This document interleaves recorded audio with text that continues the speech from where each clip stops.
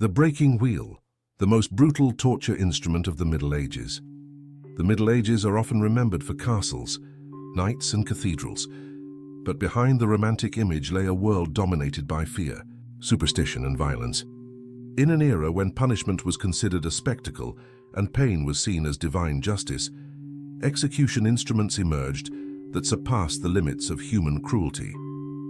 Among them, none symbolized horror and suffering more than the breaking wheel, also known as the execution wheel, or simply the wheel. This method of torture and execution was widely used from the 13th to the 18th centuries across Europe, particularly in Germany, France, Switzerland, and the Netherlands. It was reserved for the worst crimes of the time: murder, robbery, treason, heresy, and infanticide. And its purpose was not only to kill the condemned, but to transform their death into a public spectacle of warning. Execution on the wheel began with meticulous preparation. The condemned was taken to the town square or execution field, surrounded by crowds who came to witness the punishment. The wheel, made of solid wood, resembled a cartwheel but was much larger, big enough to accommodate the entire human body. The victim was laid on their back on the ground or a wooden support. Arms and legs spread, forming a cross. The executioner, usually an experienced man respected by the populace for his profession of justice, wielded a heavy iron bar or steel mallet. The goal was to break the bones one by one, following a precise sequence. First the lower limbs, then the upper limbs, and finally the ribs. With each strike, the sharp crack of breaking bones echoed through the air. The crowd reacted with astonishment, murmurs, and sometimes applause. The cruelty was calculated. The executioner knew where to strike to inflict maximum pain without causing immediate death. The body was reduced to a mass of broken bones and twisted flesh, but in many cases, the victim remained conscious for hours. Once all the long bones were shattered, the body was tied to the wheel, which was then hoisted onto a post. What followed was sheer horror. The wheel rotated slowly, leaving the body suspended in a grotesque position, limbs twisted at impossible angles. The condemned, still alive, was exposed to the sun, cold, and scavenging birds. In some cases, death came only after 2 or 3 days, when the body finally succumbed to pain, dehydration, and blood loss. In certain regions, the execution varied. Instead of being tied to the wheel, the body was woven into the spokes, so each limb was stretched and deformed. Sometimes the wheel turned slowly, while the executioner struck each joint with surgical precision. Other times the bones were broken first, and the body was woven into the wheel, as if the limbs were bent and interlaced between the wooden spaces. The suffering did not end with death. After the last breath, the body remained there, exposed for all to see.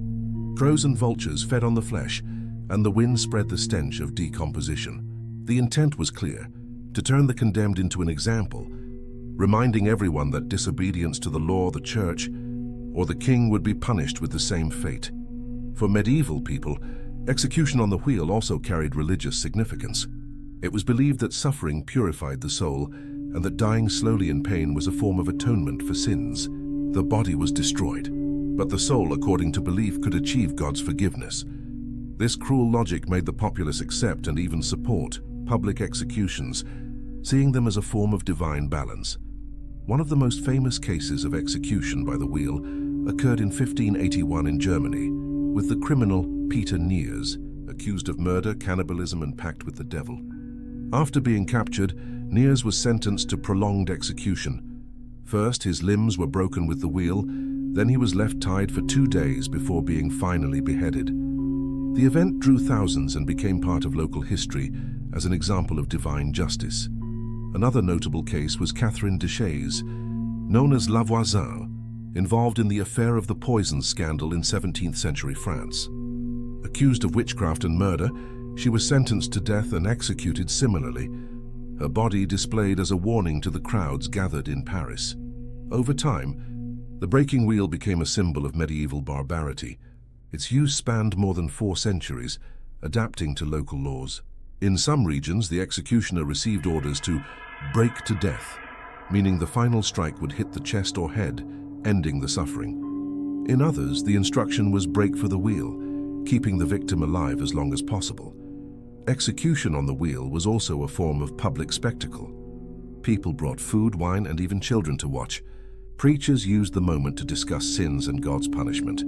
Street vendors conducted business while the condemned agonized. In the Middle Ages, human pain was part of daily life, and public death was a form of moral entertainment. Despite its grotesque nature, the wheel reflected the mindset of the time. Justice and suffering were linked.